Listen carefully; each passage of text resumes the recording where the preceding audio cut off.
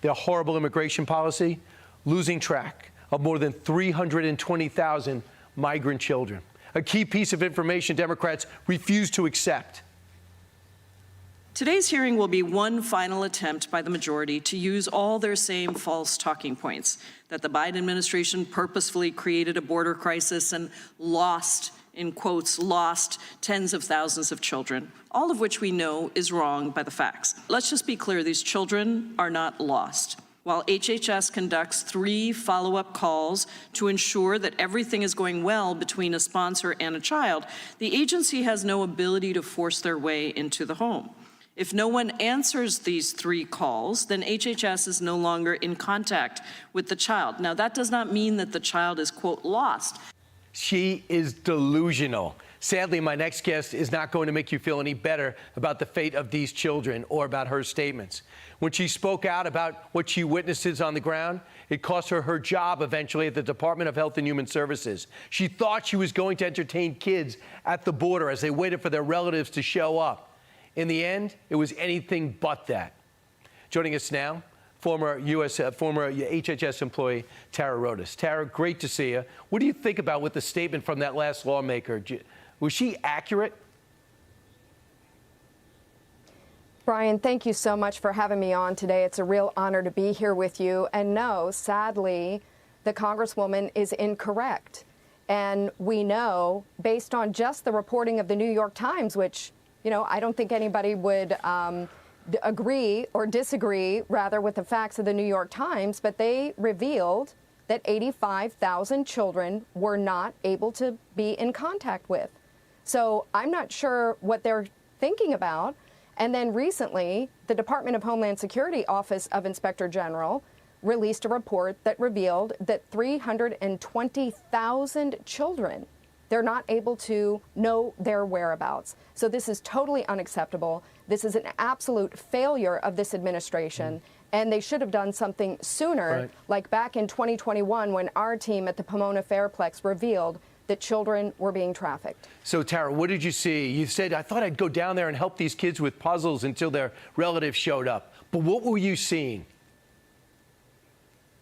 Yeah, so, Brian, you know, the government made an all-call. They knew they had a crisis at the border in 2021, and me and a lot of other federal employees, we raised our hand and said, hey, send me. I will go. They needed Spanish speakers, and I'm a Spanish speaker, and I did. I thought I was going to be doing puzzles and playing games with the kids.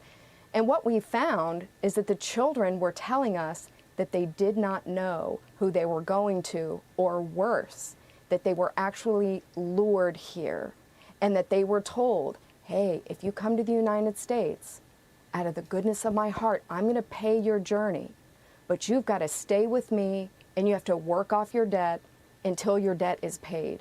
And of course, the children are never able to get out of debt bondage. So they were lured by being told, you're only making $2.50 a day, but if you come here, we're going to pay you $6 an hour. These children believed they were going to be Elon Musk rich, and so did their families, and their families let them go. And that's terrible, because this is a family separation program, and it's appalling. You told them, hey, these are not their parents, these are not their relatives, and they basically told you to hit the road. I want you to hear another story that I think is important to know. This is a trafficking expert, Alicia Hopper, and this is what the story that she wanted to relay. It's how real this terror is. Watch. A young girl who arrived at the border in the custody of individuals claiming to be her family was bruised, disoriented, and in pain. Medical examinations revealed that she had been raped, yet she was sent back to her abusers because no verification was done to confirm her guardianship. This is not an isolated case, but a glaring failure of the system, leaving children in the hands of those who exploit them. How do you explain the disconnect between the reality that you spoke about, she's talking about, and Democratic lawmakers who says basically there is no problem, we're calling them at their house, and if there's 3 rings and they don't pick up, we send someone after them? How do you explain that disconnect? They've done incredible things to hide the story. As a matter of fact, still today, HHS is stonewalling the data. And we just have to ask, why is that? Why is HHS holding on to data that would lead to the rescue of children and the prosecution of traffickers who are harming the children? Why is that? It's because they know the truth is that children have been handed over to criminals, to traffickers, and to members of transnational criminal organizations, to include MS-13, 18th Street Gang, and other unsavory characters. That's what the data will reveal, and that's why they have not been able to let it out. And it's absolutely, it's horrifying to know that the federal government would withhold data, even by subpoena, that could rescue children. The biggest embarrassment to this country, and it's a big fight for this, because this is the same administration that gave us the Afghanistan withdrawal, is HHS Secretary Becerra, because he knows what you know. And instead of listening to you and trying to act on it, he got rid of you. Also, it's important to know that we have a new administration coming in. RFK Jr. is the one who's been nominated. If he gets nominated, if he gets the confirmation, could he straighten this out?